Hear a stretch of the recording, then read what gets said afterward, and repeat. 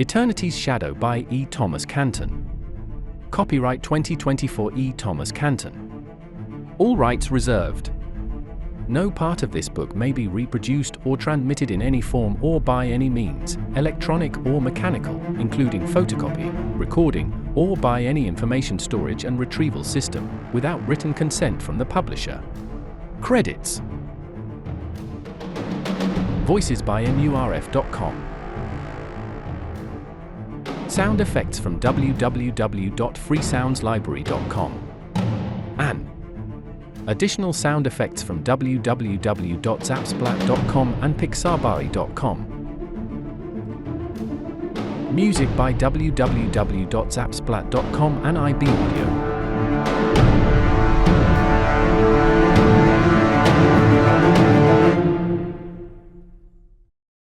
But to understand Wild, or Adams as people knew her then, it becomes necessary to understand her unlikely friendship with Deputy Minister of Science, Maximilian Nilsson of her home Earth.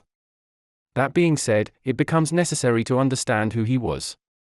All considerations given, they should have been enemies. Helen Schaefer. Octavia Wilde, The Definitive Biography Volume 2. Footnote. All quotes from Schaefer's Octavia Wilde, The Definitive Biography Volumes 1 and 2 are used with the permission of the author.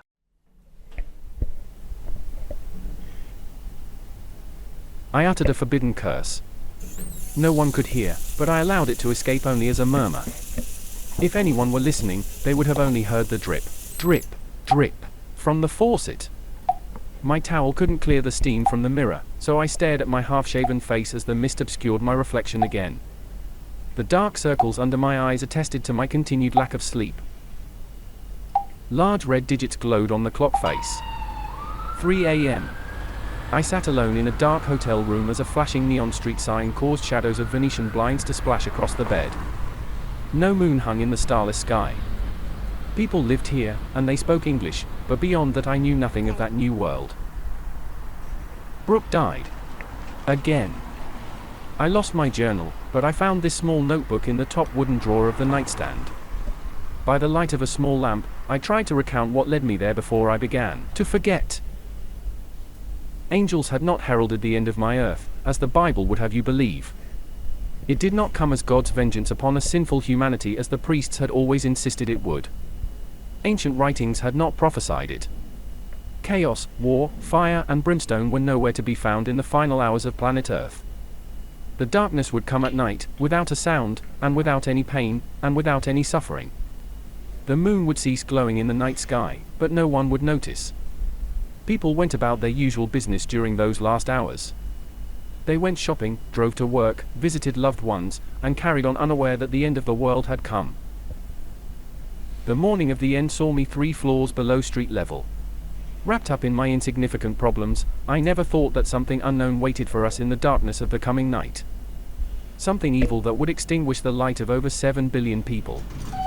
Instead, the doors opened, and I stepped into the gold and mirror-plated elevator. The button for the 5th floor above ground lit up as I pushed it. The gold elevator doors and the marble floors were all a show put on for the public. Vanity gone mad. Some reformers, mostly country priests from poorer areas, had suggested using the money to help the homeless. Word came down, the church had no concern for worldly problems.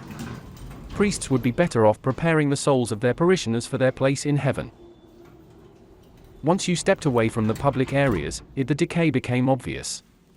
My floor of the ministry, for example, was a cold, grey mausoleum. The only light shone through the windows along the 3 sides of the floor. Most of the fluorescent lights had burnt out and had needed new ballasts for several months. As was customary, repairs of this nature waited until winter when the artificial light became necessary. I navigated through the musty labyrinth of grey, anonymous cubicles to my office. I always thought my office had once been a janitor's closet. The minister called me ungrateful, but that doesn't explain the wash basin and the lack of a window. I sat down behind my desk and checked my inbox. Now empty, it would soon overflow with paperwork. If I didn't lock my door, my inbox would tower over me by the time I came to work in the morning. I pulled the files from my briefcase, scattering them across my desk before sorting them to find the least laborious one. This brought a curious report from one of my field agents to my attention. It regarded one of the ministry's grant recipients, a physicist named Halstead. She gave the agent the required progress report into her research on the Higgs field. As he received the report, the field agent noticed a slip of paper in a desk drawer that hadn't been closed all the way, or perhaps, in too much of a hurry.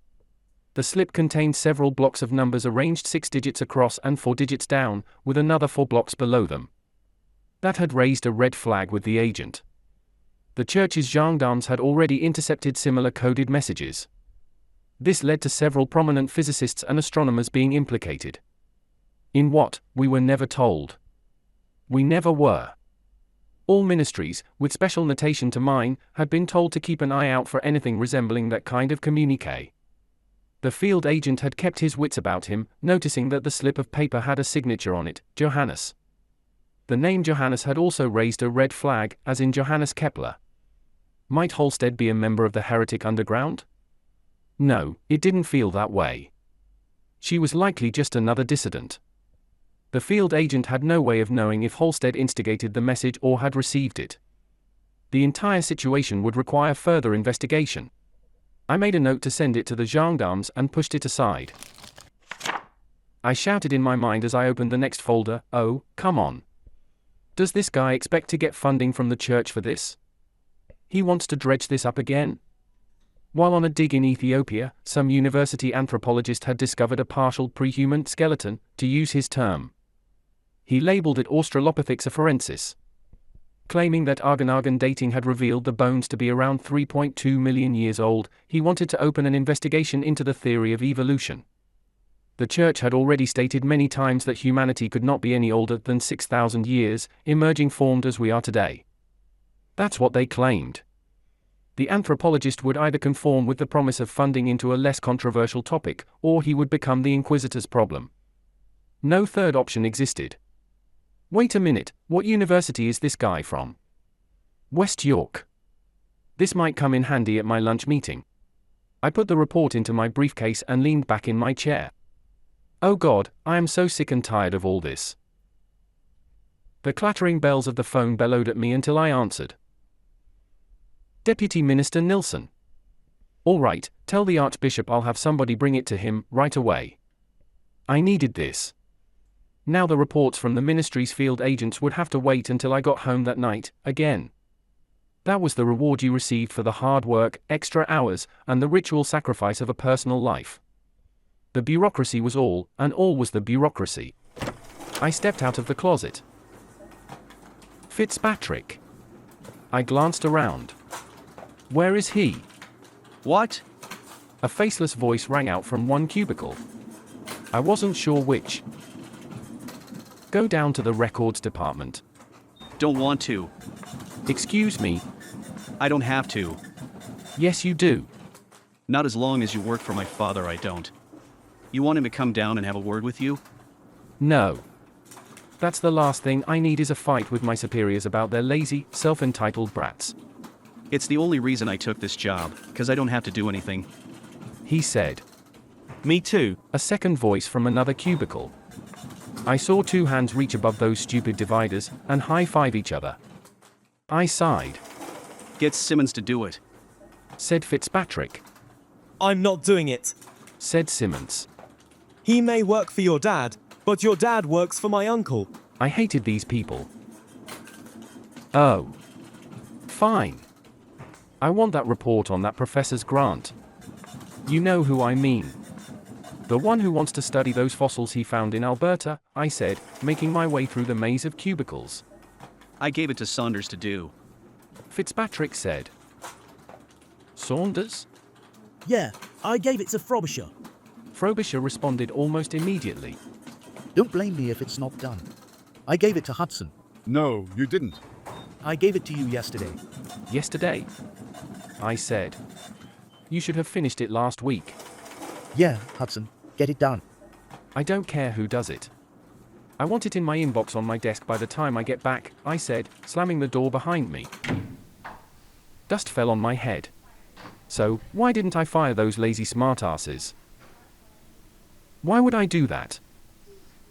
The more civil servants working in your ministry, the bigger your share of the church's budget. The The larger your portion of the budget, the more important it made your ministry, and the more important it made your ministry, the more important it made you. And in those days of decay and corruption, getting what you could from the limited finances of the church became all that mattered. In the third basement below street level, I searched row after row after row of filthy metal shelving units. Each unit contained scores of boxes. Some were damp with mold, some had holes chewed in them by rodents, and all looked like they had no human contact in decades. The dim light made reading the faded paper labels difficult, and that's if they had labels at all. Most had fallen off years before onto the filthy cement floor. Over time, they blocked the drain, causing a pond of brown water with the stench of rotten eggs to form. "You're enjoying this, aren't you?" I asked, looking up. The archivist didn't respond. She sat there with her bowl haircut, horn-rimmed glasses, and that withering stare of intense disapproval. I could only assume she wished I would suffer a quick death. The archivist of the records department had been born the daughter of a cardinal in Rome. He'd married in Moscow long before joining the clergy, but had a keen mind, a kind soul, and enough money to buy his way into the church's heart. What's her name? Natasha? Anastasia? No, not that. I couldn't remember. At any rate, her father banished her halfway around the world to our sub-basement archives as a punishment. No one knew what she'd done to deserve this. The most popular theories were 1. To cover up the crimes of an incestuous father. 2. She had become pregnant out of marriage, and had one of those abortions that didn't exist, and never happened. And 3. She was a lesbian.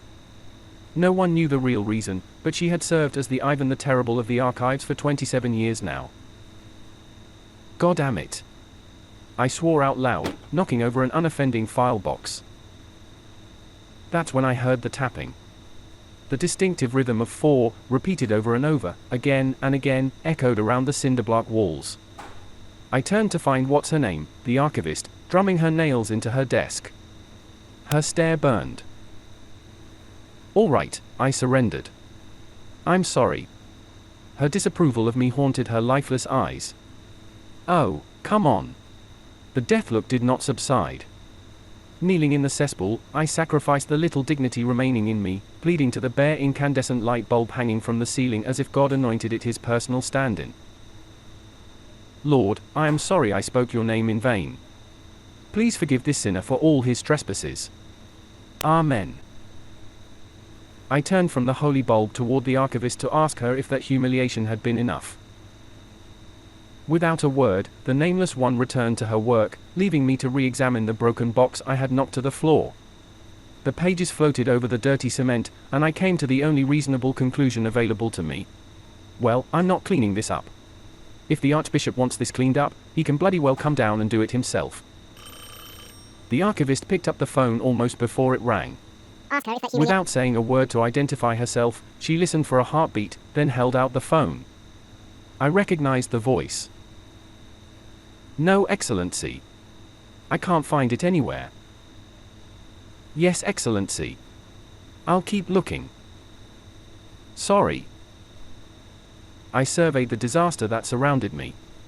Yes. I'll clean up the mess. I couldn't help but wonder why the Archbishop had attached so much importance to having it right then as I hung up. You know, this will go faster if you help. You are the archivist, aren't you supposed to know where everything is? In response, she drew out a nail file, and filed her nails, all the while not once taking her eyes off me. I found nothing. Even after searching aisle after aisle, shelf after shelf, box after box, file after file. Only one reasonable place remained to be searched, the most illogical place it could be. And that's where I found it.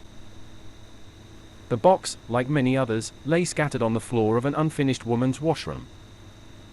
I negotiated my way through the construction rubble. The dust billowed as I blew on the lid, opened the box, and rifled through the contents. That was it, but I couldn't figure out why the Archbishop had been so intent on having the files right then. Lifting the summary sheet, I grabbed the box and escaped that subterranean gulag before the archivist realized I hadn't cleaned up the mess. Once enclosed in the elevator with no sign of pursuit, my attention shifted to the summary sheet. What I read was incredible. No. Impossible. It had to be. The elevator doors opened, and I stepped into the grand hallway of the 100th floor. People derided it because it stood twice as wide as any other corridor in the building. Small trees ran down the center, and a diminutive fountain sat at the far end. The Archbishop's suite occupied one half of the floor, and while that was an archbishop's privilege, a cardinal would have the entire floor. He might even, depending on his seniority, have two. 2 floors were only fair, they said. After all, the Pope had the entire Vatican. I walked to his office, past the fountain. The heavy oak doors gave way with some difficulty as I entered the holiest office in the province. His secretary held up her manicured hand to stop me from entering the inner sanctum. He's in a meeting. Take a seat while I announce you. She said with all the forced politeness of an OCD sufferer. With a sigh, I sat. Satisfied that her duty now fulfilled, she took up the receiver and buzzed the Archbishop. He's here. Yes, Your Excellency. She nodded toward the closed door and mouthed the words, "You can go in now." Entering the Archbishop's, I couldn't help but see a vast sea of gleaming glass skyscrapers, scores of satellite dishes and digital billboards announcing the latest updates to mobile phones and gaming units. Opposite the window hung the stoic pillars of the church.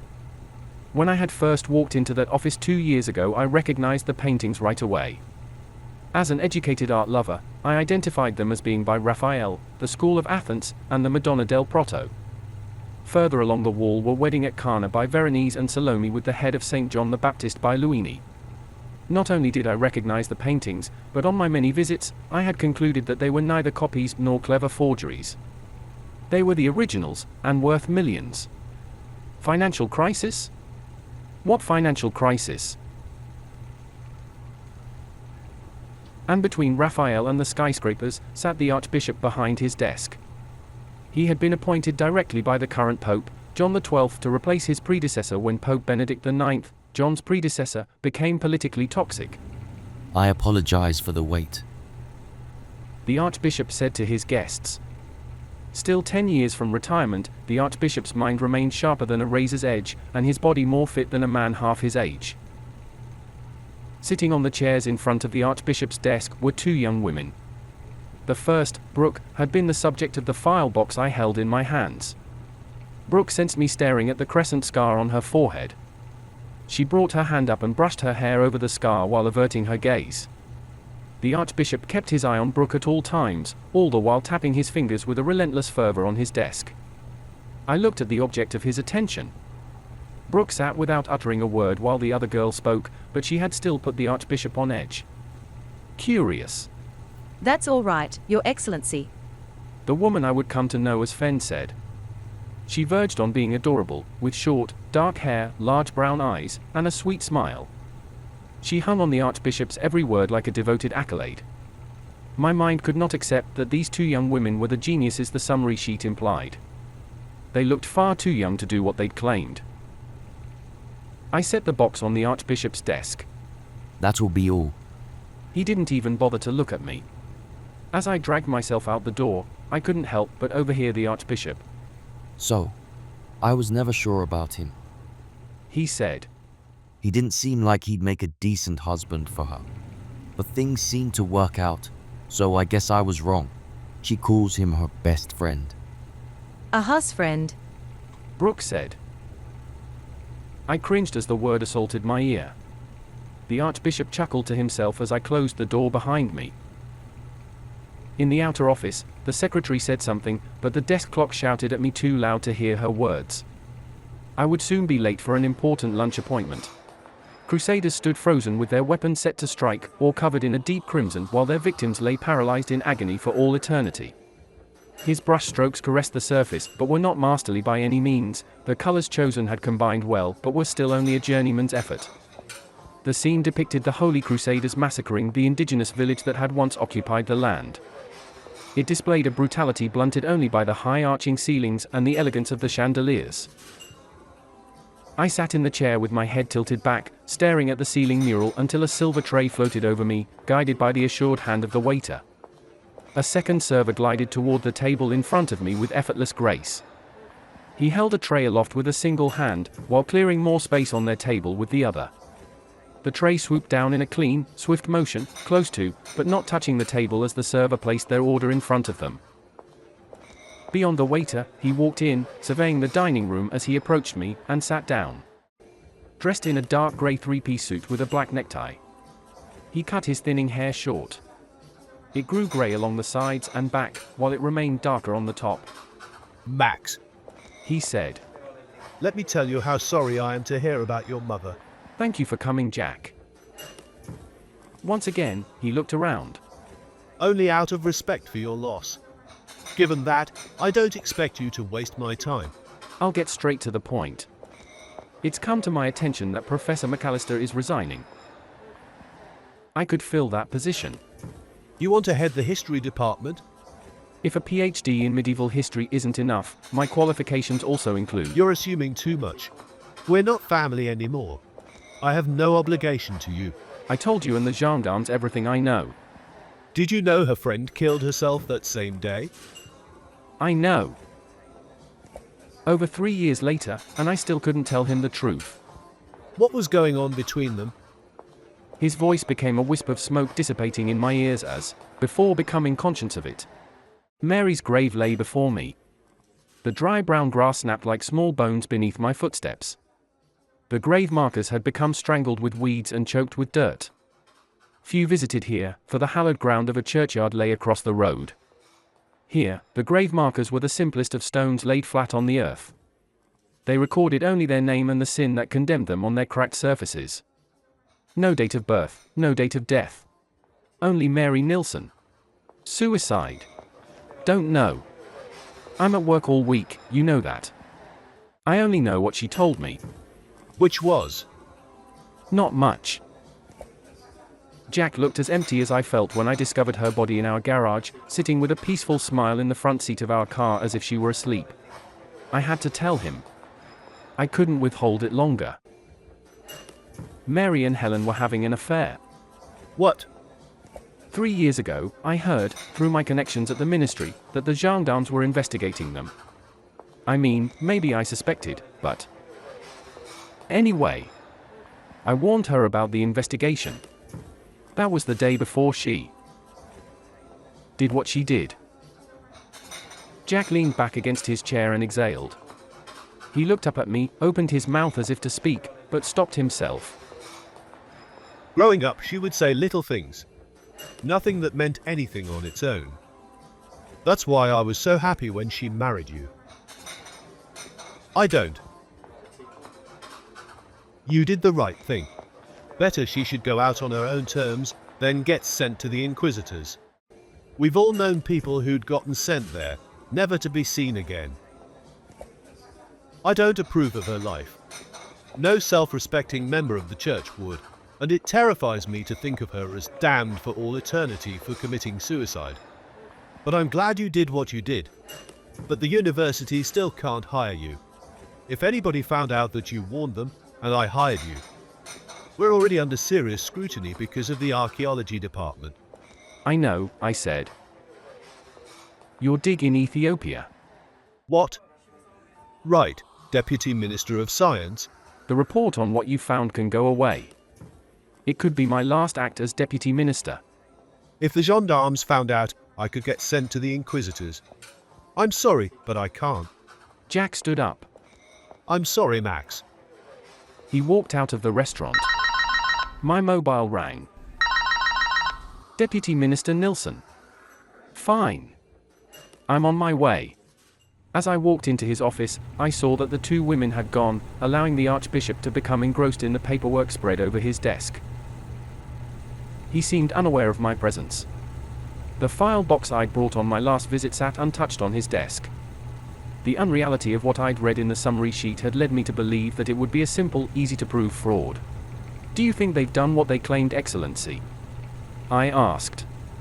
The Archbishop looked up, as if for all the world just noticing I existed. You read the summary? He said. Earlier, in the elevator, Excellency. I grew a little worried that the Archbishop might decide to claim that I had breached some unwritten protocol. No, it's not possible. But if they did?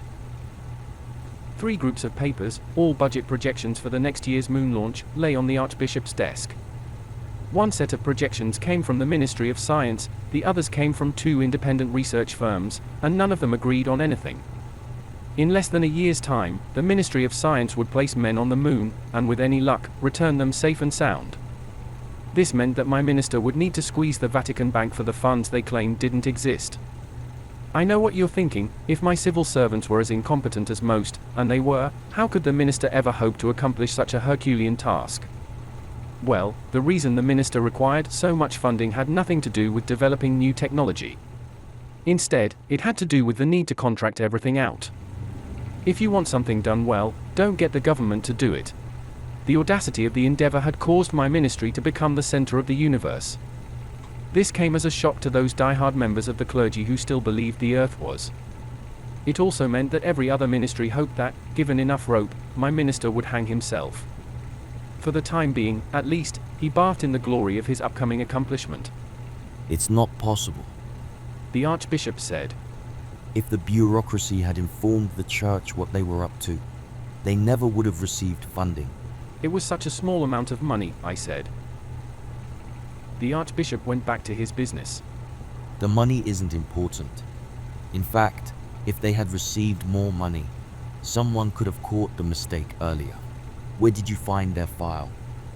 The archives, hidden behind several other boxes. He nodded without taking his attention away from his assessment of the budget discrepancies. That's what I thought. They slipped through the system somehow. You've seen how sloppy the bureaucracy is. You're part of it. Part of the problem. It's always nice to have one's best efforts appreciated, I thought as the Archbishop prattled on. Another misplaced file. He sighed and looked up at me. I want a background check on Fen Smith.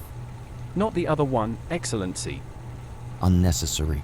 Well, now, that was unusual. Why the one, and not the other?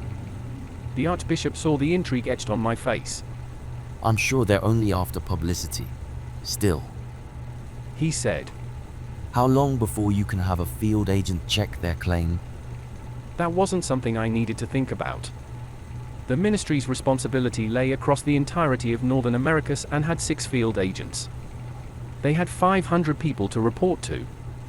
The ministry resembled a 5-ton elephant supported 10 stories in the air by a few scattered toothpicks. All my field agents are backlogged for almost 3 years, Excellency, I said, hoping that I would sound overworked and could use funds to hire more field agents. Instead, the Archbishop almost smiled. I thought I made that up. Do it yourself. I must have misheard. He couldn't be telling me to lower myself back down to the level of a mere field agent. I'd worked myself into a coma to get to my current position. Do you realize how few field agents make it to the upper levels of the ministry? Almost zero. I'm not a field agent anymore, I said. You are today. Today, Excellency. I felt the Archbishop had attached too much importance to what had to be a simple scam for government funding. That being said, I realized I'd been convincing myself it must be a scam, but the money involved was so insignificant that it undermined my conviction.